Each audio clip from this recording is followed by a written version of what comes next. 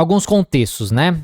Então, contexto também é importante. Então, a competência ética na prática clínica não ocorre em um vácuo. É influenciada por uma variedade de contextos sociais, culturais e organizacionais. Esses contextos podem afetar tanto os pacientes quanto os terapeutas, moldando a maneira como as intervenções são percebidas e aplicadas. É essencial que os terapeutas permaneçam conscientes desses contextos e considerem como eles influenciam o trabalho terapêutico. E qual é a influência aí dos contextos sociais e culturais? Os contextos sociais e culturais dos pacientes podem ter impacto significativo na forma como eles percebem e respondem à terapia. Intervenções que são eficazes com uma cultura podem não ser apropriadas ou eficazes em outra. Além disso, as crenças, valores e normas culturais dos terapeutas também influenciam suas práticas e julgamentos éticos. Você ignorar isso, você achar que isso não influencia, você está sendo ingênuo. Mas influencia muito. E o importante é que você realmente aplique a terapia em você mesmo, a terapia cognitivo-comportamental, faça a sua terapia, se sentir essa necessidade, busque supervisão, se você sentir essa necessidade, para que isso não influencie de maneira negativa. Tem pacientes, por exemplo, tá? Já atendi paciente que diz que piorou por conta de alguns terapeutas. Então isso aqui é uma coisa complexa, tá? De terapeutas que acreditam muito naquela questão do o pensamento tem poder, né? O pensamento tem poder. E isso cagou com a cabeça do paciente, né? Então pensa, um paciente tem pensamentos muito negativos sobre as coisas, pensa um pensamento obsessivo, por exemplo, e o terapeuta chega pra ele e fala: cuidado com o que você pensa, porque você pode atrair isso que você tá pensando. Tipo, que absurdo, certo? Mas as crenças daquele terapeuta, e eu sei que muitos psicólogos adoram o mambo-jumbo, adoram as coisas mágicas, adoram física quântica, segredo, poder do universo, não sei o quê. Tome muito cuidado ao falar essas coisas, tá? Porque isso não é verdade. O paciente, ele precisa e deve, o que é a realidade, entender que os pensamentos não são fatos, que são só pensamentos. Se ele acredita que aquele pensamento pode causar um impacto negativo na vida dele, isso vai afetar de maneira muito forte a sua vida. Deixa eu só desativar aqui que tem algum som aqui. Tá. Deixa eu ver aqui. Agora eu me perdi. Tá. Enfim, outros exemplos aqui de dilemas contextuais. Então, preconceito e discriminação no local de trabalho. Então, um paciente que enfrenta discriminação racial e religiosa no trabalho procura ajuda para aprender a lidar com suas reações emocionais e comportamentais.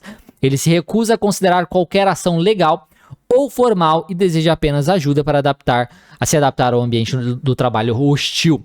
O terapeuta deve decidir se ajuda o paciente a desenvolver estratégia de enfrentamento ou se tenta convencê-lo a considerar outras ações. Você vê, isso aqui é uma questão do contexto do paciente. Às vezes ele não pode simplesmente...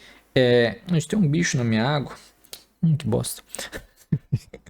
Às vezes ele não pode simplesmente sair daquele trabalho, denunciar todo mundo, porque isso vai prejudicá-lo profissionalmente e tudo mais. Essas coisas não são tão simples como às vezes a gente quer achar que elas são, tá? Quando a gente acredita que elas são. Entender muito bem o contexto do paciente é importantíssimo para nossa prática. Que não estão nem falando o que é o certo e errado, a questão é o que é. Conflito de valores. Um paciente pode procurar ajuda para superar a ansiedade ao falar em público, em apoio a um comitê de ação política cujas políticas são contrárias aos valores do terapeuta. O terapeuta deve decidir se ajuda o paciente a se tornar um orador mais eficaz ou se recusa o caso devido ao conflito de valores, por exemplo.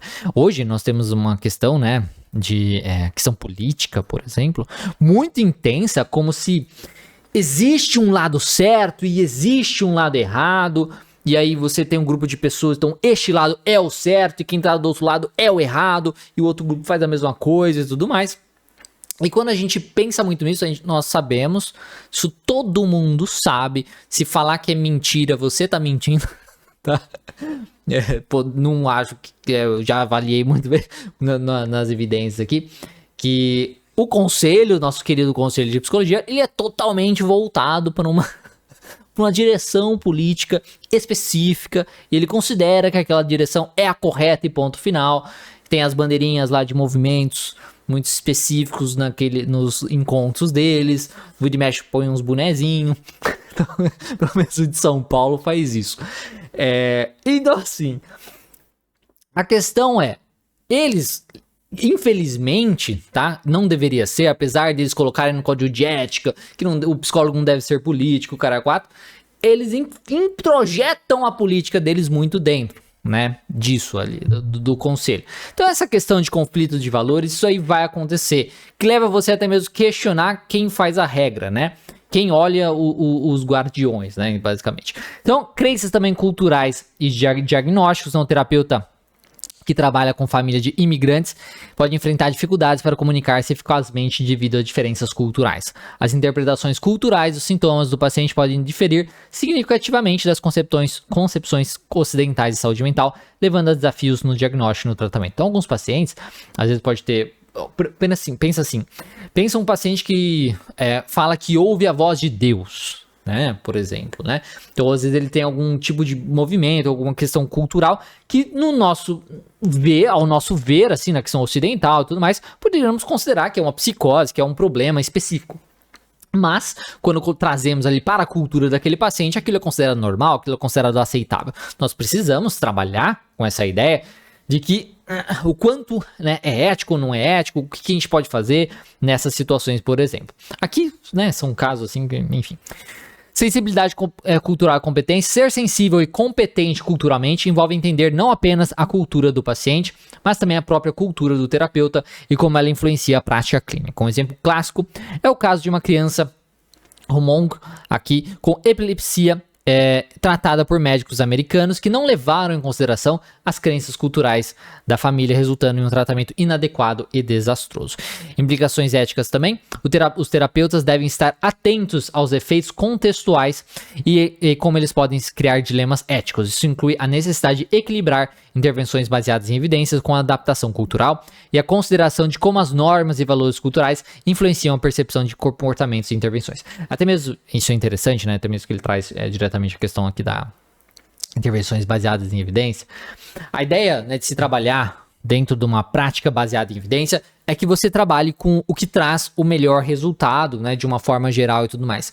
Mas muitas vezes não temos pesquisas específicas relacionadas a todos os contextos possíveis daquela intervenção para aquele transtorno em todos os contextos possíveis.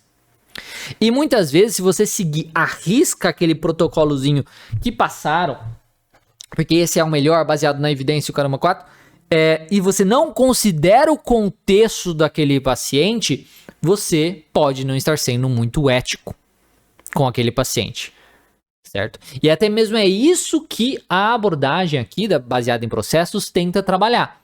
Que você pode e deve ser baseado em evidências, mas que você não pode esquecer que o ser humano é um ser biopsicossocial e que o contexto dele importa. Isso é muito importante, para que a gente não fique preso em protocolos, fique preso em diagnósticos, ignorando o resto do nosso paciente, tá?